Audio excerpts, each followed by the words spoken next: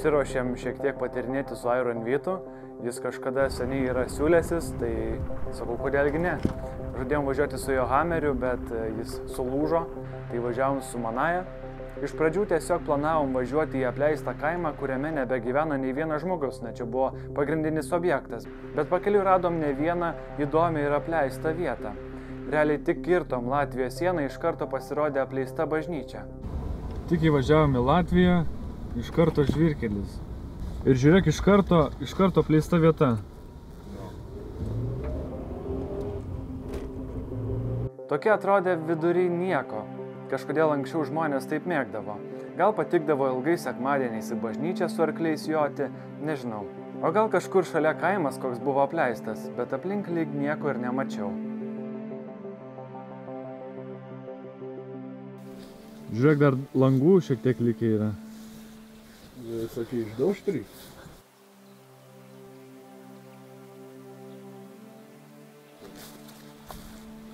Žiūrėkit, su kokiais jisai batais išėjęs eksplorint.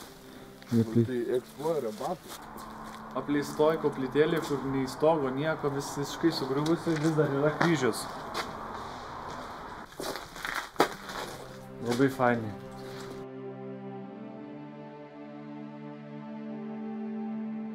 Yra virvė dar kažkokia, gal kažkas bandė užlipti. Arba pasikarti.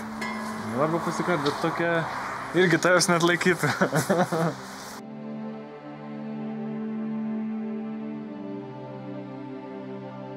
Žodžiu, šita bažnyčia yra pastatyta 1640 metais. Tai nieko savo, negi čia tiek vos ne 400 metų.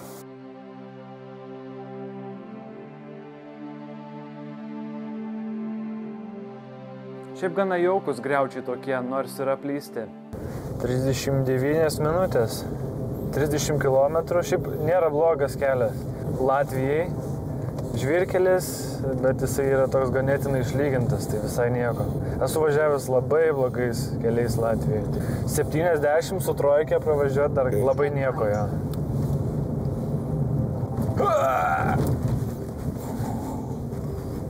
Važiavome toliau ir pakelėje radome apleistą dvarą, kuris vėliau lygiai sandėlį buvo paverstas ar panašios paskirties pagalbinį pastatą.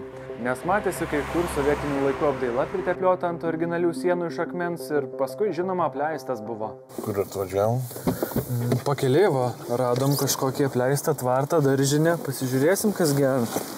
Va toks įdomus.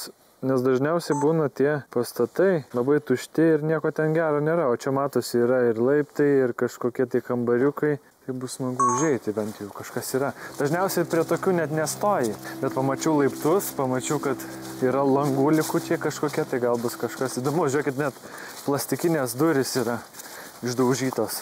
Aš gal pamėginsiu, kiek aš sveriu 100. Bet žiūrėk, gal nesulūšiu, žiūrėk.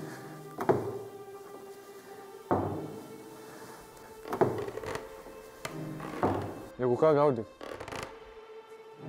O, aš palėpiai. Valio. Lipsi viršų, ar ne? Ar bijai? Bijau? Bijai? Senė, aš tangą šokau.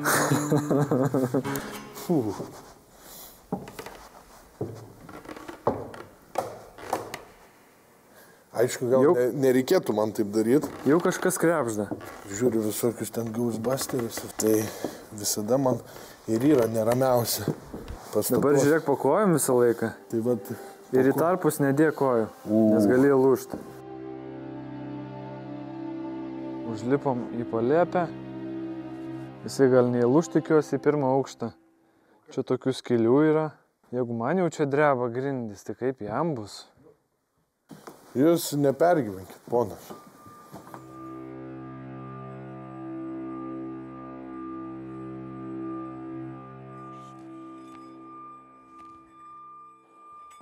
Nu dabar lipk į apačią, žiūrėsim.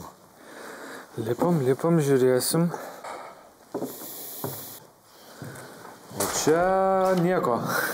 O, man nelabai ramu. Kažkaip tai pasidaro, kada pamatai, kad greitimam kambarį lubos nukrytusios.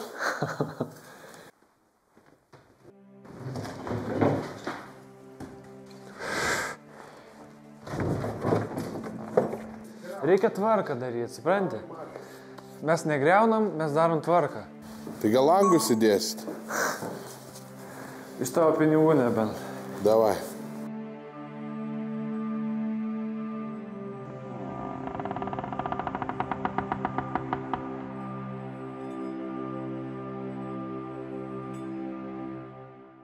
Na ir pagaliau atvykome į pagrindinį kelionės tikslą – apleistą kaimą, kuriame, kaip parašyta internete, nebegyvena nei vienas žmogus.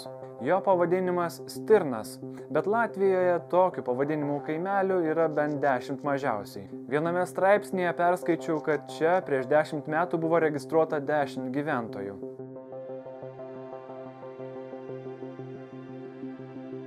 Kadangi tai buvo kaimas, ten radome visokiausių pastatų.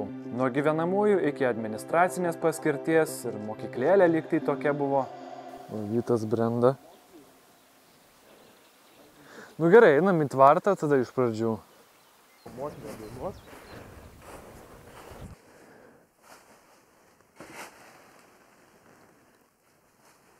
Atsidaro duris. Duris gal neatidarinėk. A, jo. Gal. O tvartas kaip tvartas. Tvartas kaip tvartas? Sakai, einam į vidų. Laikraščių žiūrėk iškarpų visokių. Nuo kelintų metų. Taip. Blemą, man atrodo. Buvo kakotas. Jo. Bet kažkaip tai šitos lubos man jo. neįtin saugiai atrodo.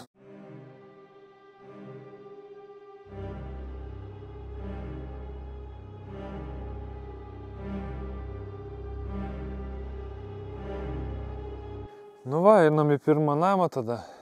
Einam į pirmą. Nu, let's go. Pirmas eik. Eik pirmas. Tikrųjų neramu eit. Pasikabink striukę va čia. Įsivaizduoju, kad čia prieš kažkiek metų gyveno kažkas. Žinai, kas man įdomiausia iš tikrųjų, va tokiose vietose visokiose. Ta prasme, ant kiek yra viskas laikina. Ta prasme, šiam pasauliu. Va dėl ko man įdomus tokie dalykai, kad, žinai, visi žmonės mes stengiamės, gyvenam, pergyvenam, žinai, dėl visko. Kaip čia spėti viską padaryti. Ir vis tiek, galiausiai tai, ką mes viską darom, liks tik tai nereikšminga istorija. Lipam viršun. Bandom.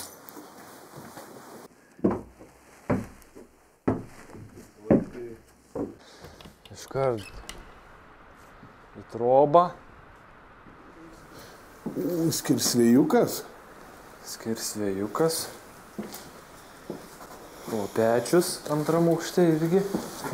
Prašau, ko ne gyvenimas. Įėjus į vieną kambariuką, pamatėme, kad ten veikiausiai kažkada gyveno benamiai ir po savim jie buvo palikę rudojo turto ir dar sienos buvo juo išteptos. Man nuo aštrių kvapų yra tas vėmimo refleksas, bet panašu, kad Vytui taip pat. Kas?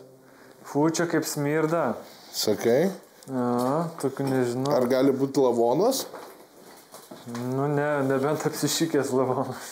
Gerai, atidaryk iš tų durų, pažiūrėsiu.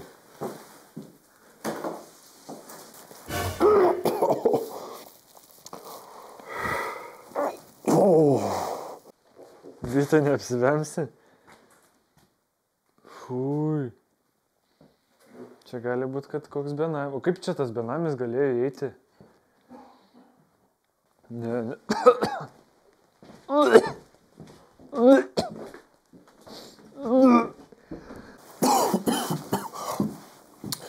Eik, hebra. Bet hebra. Wow. Ten pachas geras. Aš neapsivėmiau. Ta prasme, net nenusakomas kvapas, net tiesiog įkvėpia ir pradeda pykinti. Visą laiką, kai vaikštau po apleistus pastatus, atrodo, kad benamiai ten galėtų įsirengti ir renovuotis kambarius ir gyventi kaip ponai, bet renkasi gyventi savo išmatose. Tai toks ganėtinai paradoksas yra.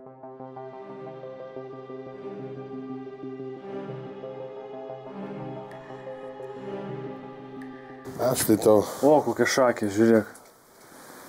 A, vad nesinorėtų, kad tasai keistuolis gyvenantis ta šakia peza tu esi. Parašyta, įsivaizduoju, latviškai peza tu esi. Peza. Su ta šakė šautų į pilvo.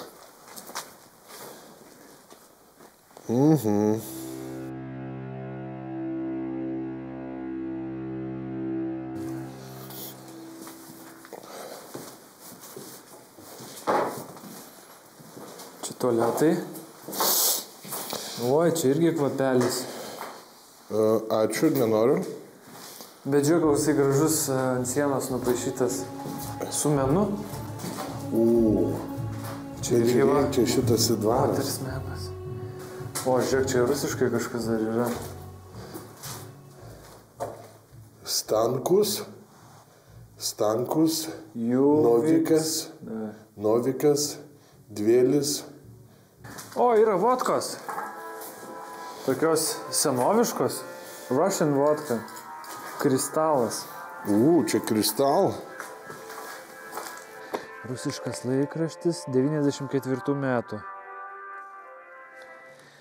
Tai jau mažiausiai kiek 30 metų beveik. Apleista viskas, spėju. Čia va antram aukšte. Sudegęs pastatas.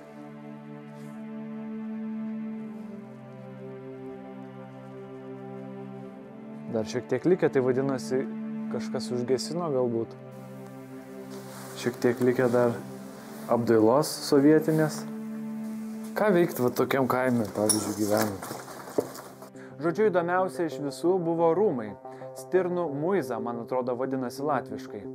Internete skaičiau, kad jis atseit užkeiktas, o ten vaidenasi buvę bajorai ir visokie tai ligoniai. Na, čia anksčiau pasirodo buvo dar ir slaugos namai, bet turbūt apie visas apleistas vietas panašių dalykų internete galėtum prisiskaityti.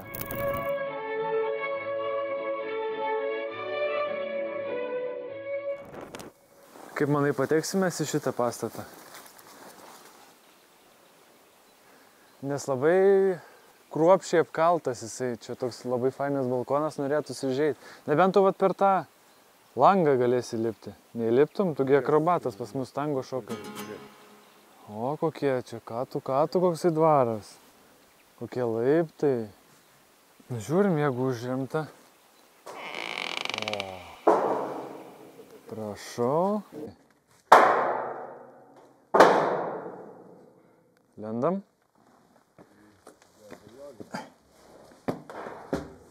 Apeinam pirmą aukštą, apsižiūrim. Tušti kambariukai, bet apeinam greitai. Čia tokie labirintai atrodo dabar.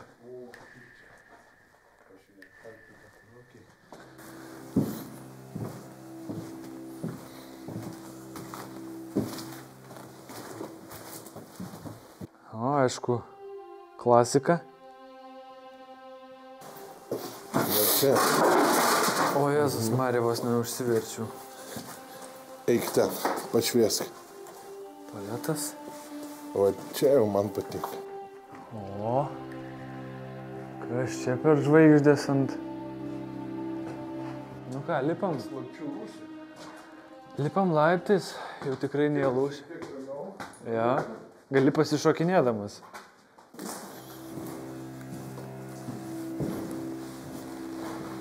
Tuščia, jokių daiktų, nieko. Visai jau.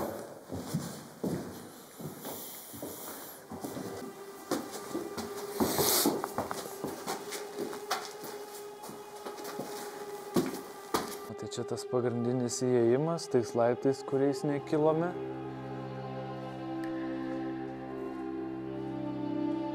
O, ir balkonėlis, viską. Didžiulė salė.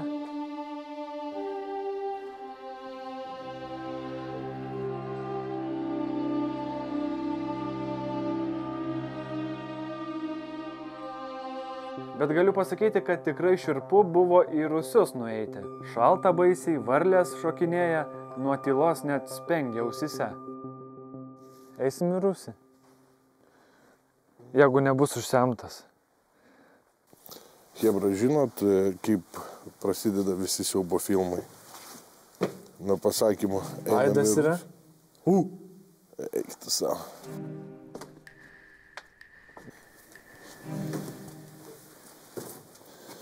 Čia gal kokia vyninė? Ar šiaip kaip šaldytuvas tai tų laikų? Pala, kažką girdėjau ten. Kažkas sukrebždėjo.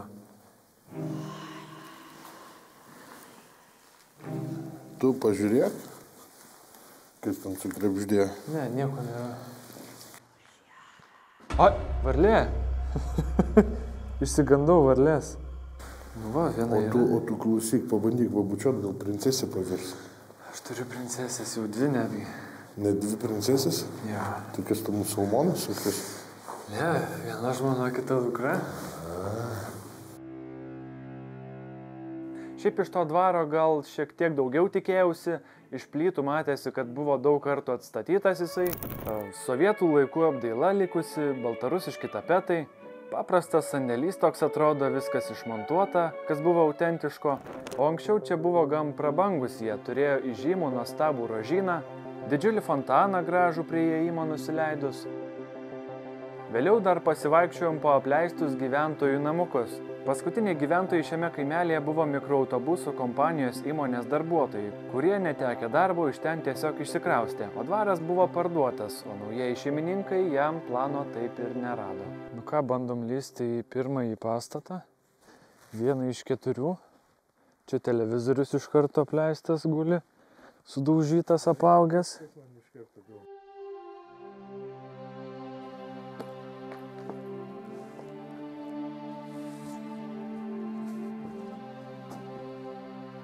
Paprasti namai, va. Yra čiužiniukas. Laiptai į viršų. Dar vienas kambarys. Tualeto šepetys.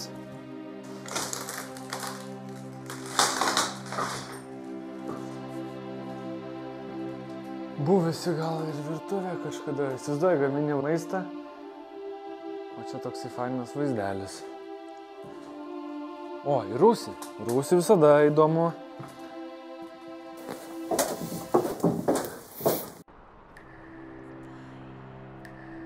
Senis, žinai kaip latviškai metalika.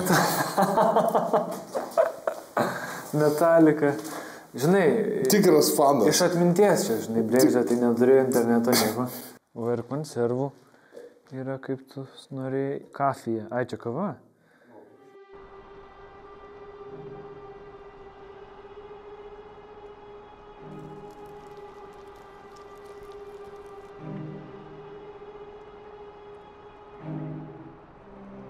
Nu, apeinam, pasižiūrėsim, gal šį kartą pradedam nuo garažo. Panaši situacija, tik tai gal daugiau šiukšlių visokiausių.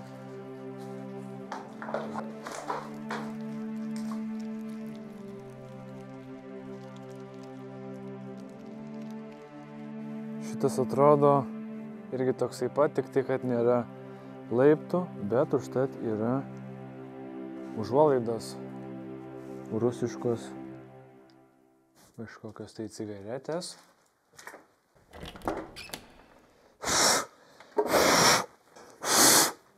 Bet užpuolė mane musės. Baldų pagaliau radom. Foteliukai 2. Sovietiniai. Sunumeruoti dar su numeriukais, su visko.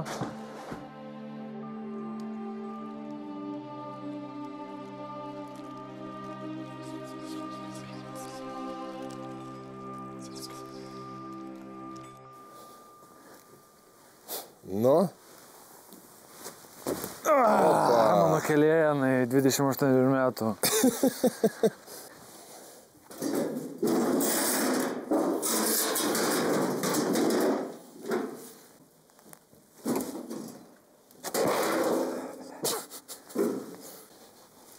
Čia tiesiog rakandų visokiausių pilna. Šakės.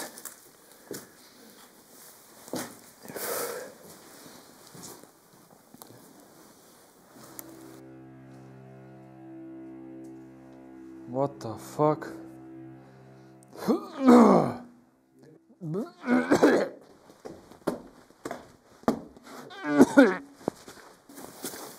Kas nutiko? Blet, Kas Nežinau iš kur, bet ten šūdų bliūdas.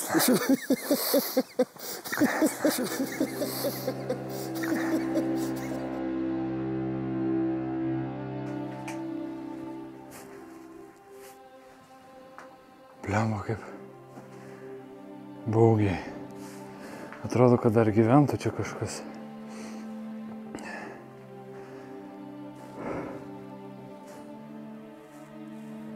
Batai.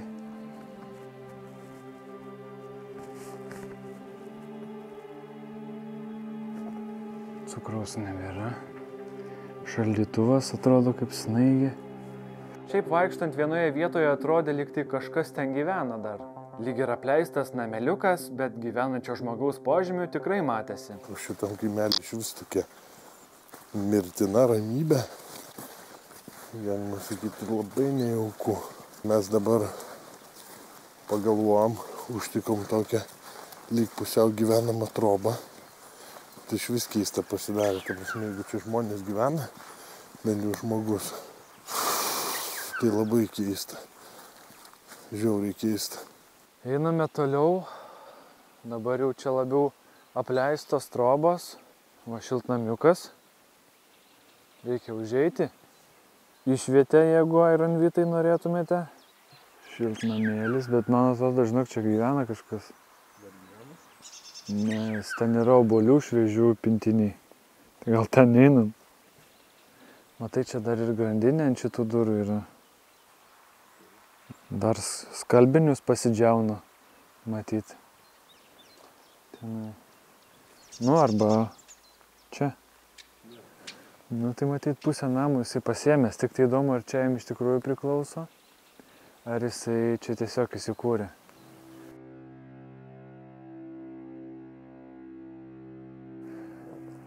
Bandom užeiti į tą. Aš tai nelysiu. Nelysi tu? Nu, pažiūrėk čia, nu, pabandyk ko išstatyti.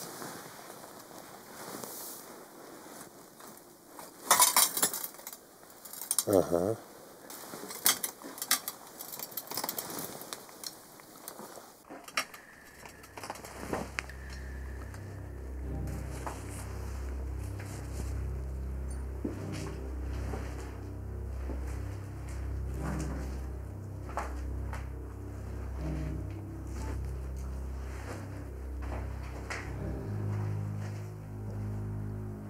Pečius.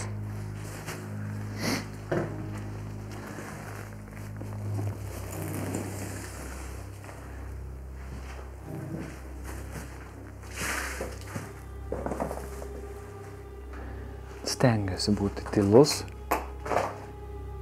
nes už ten tos sienos, man atrodo, gyvena kažkas.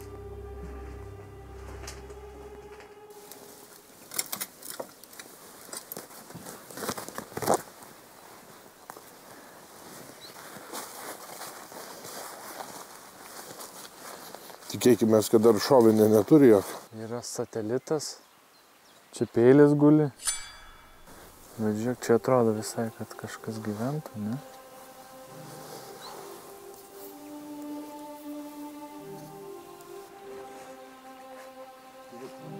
Čia su spinom, su visko. Nu, kas gali nutikti blogiausia? Nušauti iš seno ginklo. Nerėkuk dabar. Žiūrėk, matai? Eik tu savo. Eik tu savo. Guli tiesiog. Pintiniai obuoliai yra, radija yra. Ir net televizorius satelitas yra. Kažin dabar jis yra kažkur klausosi ar išėjęs? Man tai ramu, jeigu jis ir klausosi, tai jis lietuviškai nesupranta. Matai, nebūtų obuolių, sakyčiau, čia kažkas gal gyveno neseniai, bet apleido. Ir jau sutemus, kai viską jau buvom susikrovę į mašiną ir važiavom namo, pro langą pamačiau iš kažkur grįžtantį senučiuką, stūmėsi dviratį. Tai pasirodo, kad vienas gyventojas tame kaimelėje vis dar tebeliko. Šiaip liūdnoka pagalvojus. Toliau dar stovėjo dvaro malūnas, bet abejoju, ar ten kas dar buvo belikę. Gan tolokai būtų reikėję iki jo bristi.